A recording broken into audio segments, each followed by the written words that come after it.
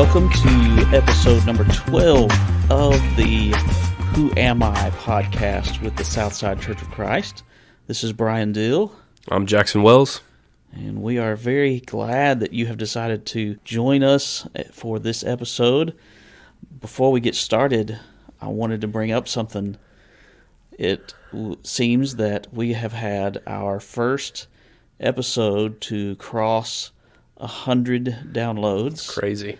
Episode number 10, the one on being a cheerful giver of all things, right?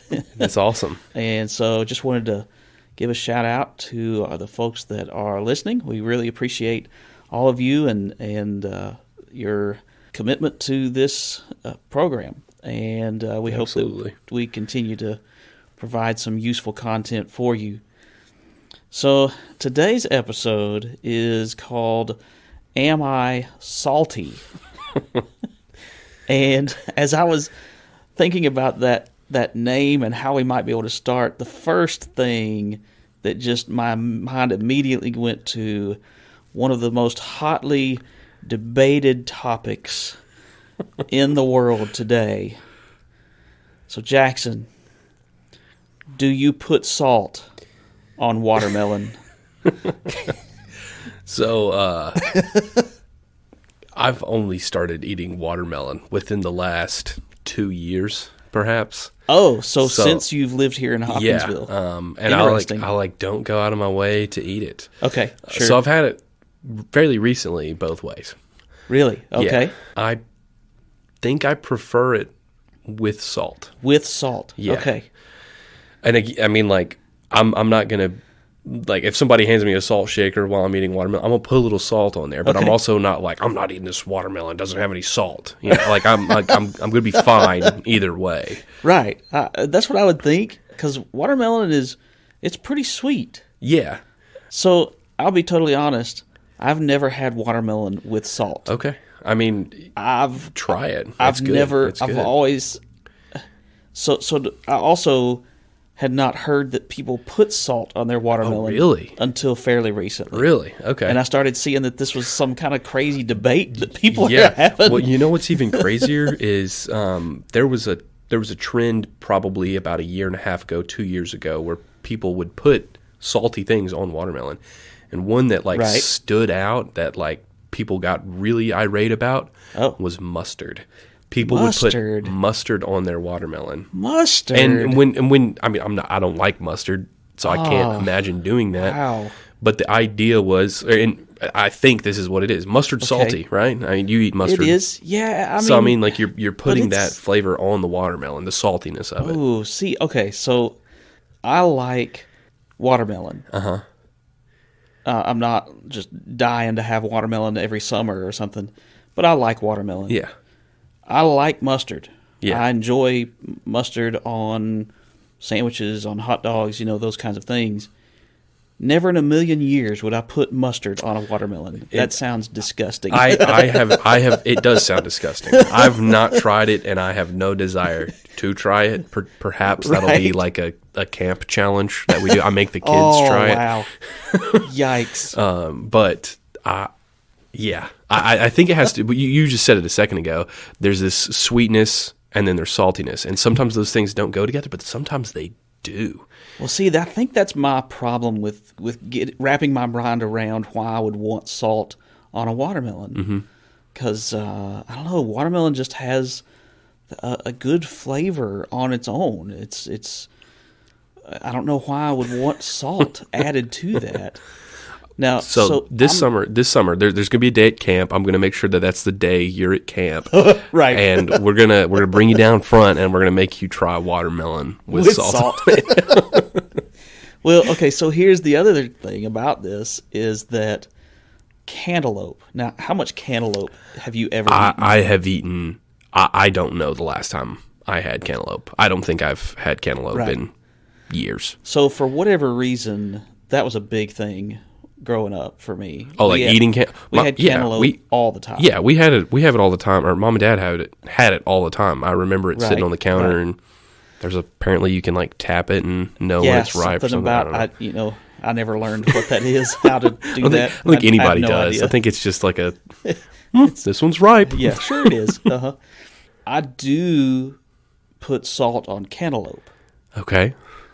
But to me, that's a completely different combination of flavors. So is cantaloupe not as sweet as watermelon? I don't think it is. Okay. I've always felt like watermelon's a sweeter flavor. Cantaloupe to me without salt is kind of bland. Yeah. So we're going to talk about this later, but salt has like an interesting quality over like pralines and cream. Okay. That is there's a little bit of salt with those pecans. Right. And then there's the sweetness of the ice cream or whatever, you know? Yeah. So like there's this unique property that salt has where it can come in and just explode flavor. And then there's also times where it takes something that's bland, like apparently cantaloupe, and make it better. I mean, I don't dislike cantaloupe without salt. Yeah. But it really kind of takes it to another level. Yeah. If the cantaloupe's ripe enough. Okay. If it's too green, it doesn't matter. Yeah. It's not very good. The smell of cantaloupe doesn't appeal to me. So is that right? Yeah. I don't know what it is about it. They're really good for throwing. I will say that. For throwing. Yeah. Okay. So, as we transition into the meat of the week for this episode, the question is, am I salty? Well, especially I feel like growing up in the South, maybe this is something that is said in our northern states or western states, but I don't know. I didn't grow up there. But I really feel like this was a common statement in the South, is when you're talking about someone and you say, oh yeah, they're salt of the earth people. Okay. Right? So there's two things. Okay. I've heard that a million times. Right. Salt of the earth. Absolutely. Typically, whenever somebody said that, it was kind of like a bless your heart kind of statement. Oh no. Like salt of the earth people, you know. That was kind of like, you know, if almost in a derogatory sometimes way? But also like Really? it was like they have good hearts. They are out here serving the Lord. They're trying. Yeah, salt of the earth people. And then the other one is when people will call other people salty. Like, ooh, that person's a little bit salty right now. Oh, okay. Well, and yeah. that one is. Sure. That is obviously not what we're talking about. Well, no. That's, someone that's salty, that's definitely a negative thing, more of a... you want to be salt of the earth. You don't want to be salty. Right. Yeah, salty is kind of a cranky person. Bitter, I think of. Which is ironic that's what we would use. Bitter, salty. we would say we should say that they're bitter. But see, when I've heard salt of the earth, all those people are salt of the earth. To me, that has always been in a very, very positive tone. Yeah. In the sense that these people are just good, solid people. They're reliable. They'll do whatever needs to be done. You can trust them. Those kinds of qualities are in these salt of the earth people. But there's more to that phrase than just this idea that it's a good person. Yeah. Because, of course, as we know, this is a phrase that comes from Jesus' Sermon on the Mount. And it's in just one verse in Matthew chapter 5 and verse 13, where he says, "You are the salt of the earth. But if salt has lost its taste, how shall its saltiness be restored? It is no longer good for anything except to be thrown out and trampled under people's feet." Now, I'm sure that folks listening to this episode have heard a lot of things said and read a lot of texts or whatever that talk about what does this mean? What are the ways that this can be applied, and lots of sermons or whatever talking about. But something I was noticing in preparing for this episode is that, a lot of times our conversation steers into, well, let's talk about what salt was used for in ancient times, and we go through all these kinds of things. But as I was reading this, and as I did a little bit of looking up what the words are exactly that are there in the text, I realized that Jesus actually is focusing on one particular quality of salt. He says that salt has lost its taste. He's focusing on what salt does to food. Yeah. And so I guess my question for you, Jackson, is what does salt taste like? That's a tough question because it's a word that you use to describe how a food tastes. That's right. So salt tastes salty. It does. Yeah. It's like, what does milk taste like? Milk is good. Oh, well, yeah. But we don't really have a way of defining that. It's do we? This could be completely wrong, but I think there's like 4 flavor receptors that we have that have been classified. I think that's right. Sweet, sour, bitter, and umami. Umami sounds made up, but okay. I know it sounds made up. But umami is that savory flavor that you get when you eat steak and meats and stuff like that. So you've got umami. I think salt goes in that umami category. I would say so. Which is I think it's a Japanese word. I don't know. Sounds like it. Anyways, it tastes umami if you want to get really pretentious. Well, and I think that fits kind of where we're going with this is how it's, we don't really know how to define what salt tastes like. No, but you know when it's there. But you know the difference between salted and unsalted. Yeah. Right? Yeah, absolutely. And Planters unsalted peanuts are good. They are? Planters salted peanuts are great. Oh, okay. I'm not sure. I'm trying to think if I've ever even tried to eat unsalted peanuts. Don't. I mean, it's just a waste. But okay, this is going back to the first thing we were talking about, the combining sweet and salty. Sure. My grandfather would put salted peanuts in his Coke, which is very sweet. And so you've got the salted peanuts and you've never heard of that before? In Coca-Cola? Well, probably RC, but well, okay, but still. Yeah, you've never seen that before? But why? I think this is a regional thing. I could be wrong. But yeah, comment if you are somewhere outside of Kentucky listening to this episode and you have ever put peanuts in your Coke. That is wild. I've tried it before, and it's one of those things where like the salt and the sweetness combine to make it good. Now I'm not going to go out and do that every time I have a Coke, but right. Yeah. Anyways, wow, I never would have thought about that. But okay, so it makes enough of a significant difference in the taste of the Coke. Yeah, well, it's kind of like you like drink the Coke and like a peanut will like slip in. Right. It's like at the same time kind of deal. Okay, it's an interesting experience. Again, interesting. I'll make sure you're at camp the day we try that. Right. Well, and I think peanuts, crackers. Yeah. Unsalted crackers are just bland, stale almost. Like, in my notes, I wrote salt makes everything better, and I can't think of anything.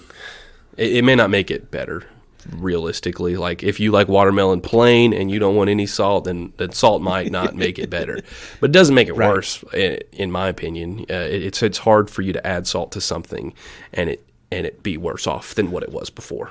Okay, so let me give you an example. Okay. And this is not even, this just hit me because you're saying it's hard to add salt to something and it be worse. I was in Russia and we were at a hotel, and in Russia they don't typically have coffee, at least in any of the places that we went. And so your hot morning beverage was tea.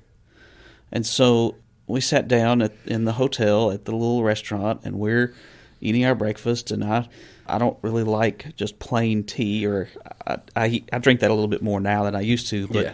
But so I wanted some sugar in my tea, and so I put some sugar in my tea out of this little scooper thing and stirred it up. And I'm starting to eat my food, and I drink some of the tea, and I'm just thinking, boy, these Russians do not know how to make tea.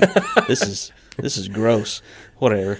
So I keep eating, and then I take another sip of the tea. I'm thinking, man, this is just awful. I need to get some water or something. And then it hit me. Am I sure that was sugar that I just put in my tea? And I pulled the little thing over to me, and I got a little out and put it on my tongue, and I was like, yeah, I just salted my tea. That's disgusting. Okay, so there's one example. So maybe like some drinks you shouldn't put salt in, because I'm thinking coffee with salt doesn't I don't think good. I want salt in my coffee either. Definitely not.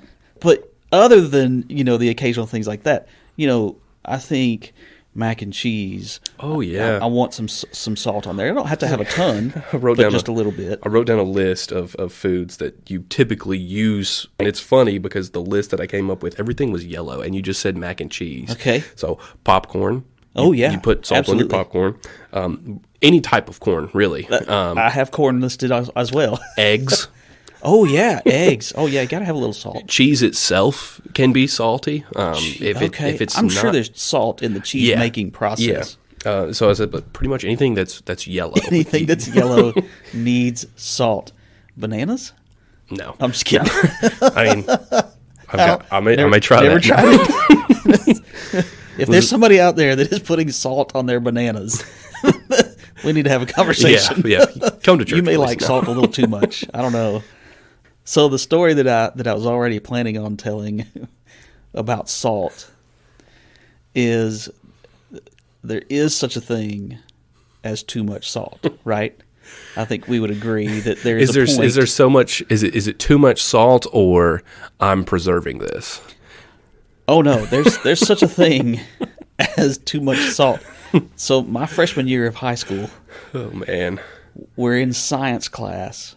And we're doing the experiment where you discover that salt lowers the freezing temperature of water. Okay. And you have a glass of ice, and you put a thermometer in there, and then you pour some salt in there, and you can watch the thermometer. The temperature just starts dropping. It's really interesting. Wow. And so that's why salt is a part of the mixture they put on the roads to keep it from freezing. Yeah. Right? So we're, the experiment itself is not taking very long, and so we're just kind of waiting around, whatever. So me and this one guy just were like, bet you won't eat a teaspoon of salt. Oh, man. And so we kind of dared each other and decided each of us would eat a teaspoon of salt. Just, right there. And so it was... In my mind, I was thinking it's just a matter of being able to get it down, and it not hitting me in the back of the throat or something, really weird. Yeah. And I was like, hey, I got it down, no big deal. That was nothing. Dude, about 20 minutes later in class, he and I both were doubled over, sitting at our desk, feeling horrible. Really? That's impressive. It was just something about it just hit our stomachs and was not good. Now, it may have been the combination of salt and school lunch. I don't know. School lunch. I mean, whenever if you're dehydrated at all and you drink or do that, it's probably going to affect you Probably bad. Not good. I don't know, but we were both sick. I mean, it went away. Yeah. But we both thought we were about to die. Because there's a limit to how much salt you can eat. And apparently it's a tablespoon. A teaspoon is too much. Man. Okay. So don't eat too much salt. Right. All right. So we've kind of come full circle. There too much salt is being salty. Yeah. Yeah. Right? But we've also talked about the way that salt enhances so many different things. Yeah. And so with that in mind, how do you think all of this applies to what Jesus says in Matthew 5:13? You are the salt of the earth. So, if we are the salt, if we are the flavor enhancer, okay, we can make the world better. Simple as that. Okay. We, through Christ, if our focus is spreading the gospel, being Christ-like, we can make the world a better place. That sounds very cheesy, but it's It's true. If we're the salt of the earth, we're helping our neighbor change their flat tire. We're serving. We're giving. We're making the world a better place. Yeah. I think that's the difference maker side of salt. Yeah. Right? I mean, not to say that the world is bland without Christians. Right. The world but it is supposed to be different because of our presence. Yeah. I think of the world being bland, and this goes into my second point. Believe it or not, doesn't take a whole lot of salt for you to start noticing changes. Right. It just takes a little bit of salt for your mashed potatoes to be perfect, So with that in mind, it doesn't take a whole lot of energy to pray. It doesn't take a whole lot of energy to do a lot of the things that sometimes we think are difficult. It's as simple as turning the salt shaker upside down and you're good to go. It just takes a little bit of thought, a little bit of effort, and before you know it, you're like, who needs salt? Yeah. and you're wanting to spread that even more. So if we're salt, the world becomes a better place, and it doesn't take a whole lot to get started. Once you get started, I think it's one of those things that you're able to kind of spread out and encourage other people to be salty and keep that process going. Yeah, I like that thought because it's important that we don't feel like there's some incredible pressure on us all day long, every day, to have to be doing something, because we do have lives that we have to live and responsibilities we have to do and those sorts of things. But this idea of being salt is just in those ways that we can have some influence and make a little difference here and there throughout the week and throughout the month, and finding those opportunities.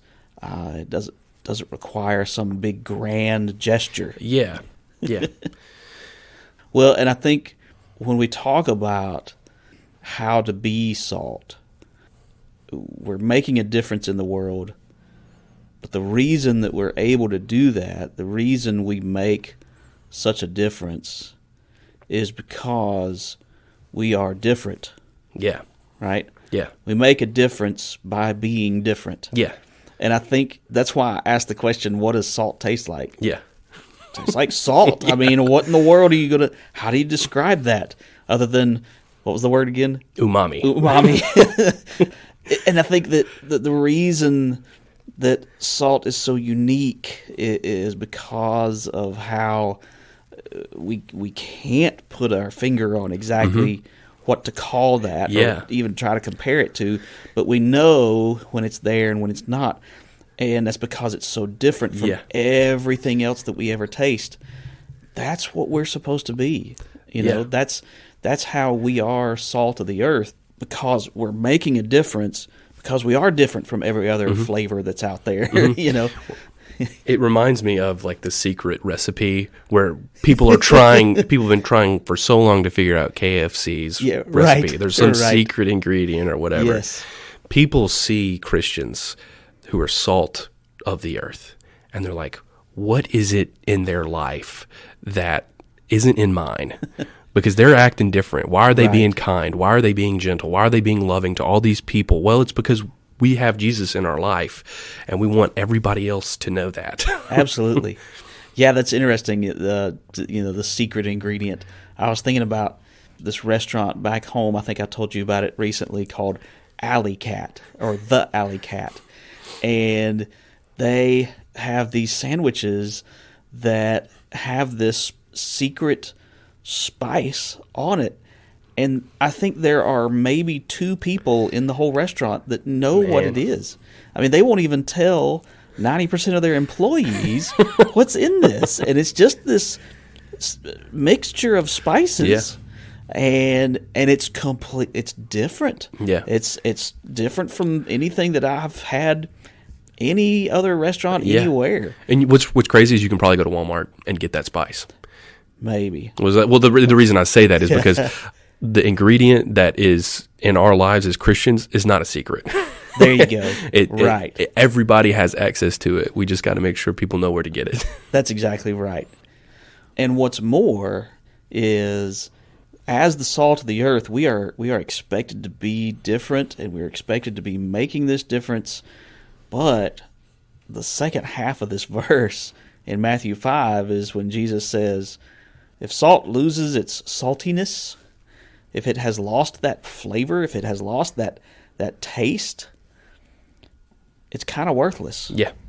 And you think about, okay, I don't know that I've ever come across salt that doesn't taste like salt anymore. Yeah. I can't imagine how old that has to be. Yeah. But if I were to put some salt on some corn and then eat it thinking it was salted and it didn't taste salty at all, I'd be throwing that salt away. Yeah. I mean, what's the point? Yeah.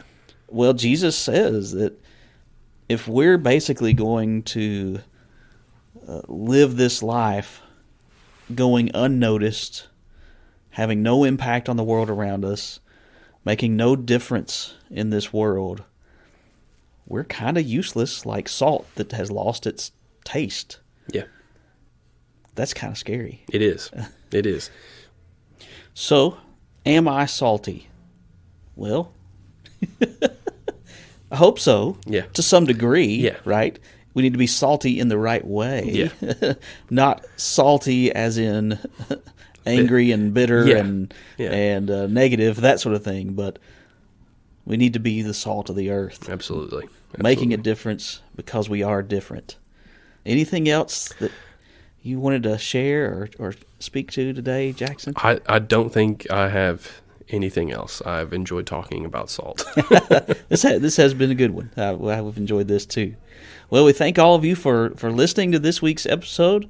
We hope and pray that it has been helpful to you, and we hope that it is helpful to your identity as a follower of Jesus. Have a blessed day.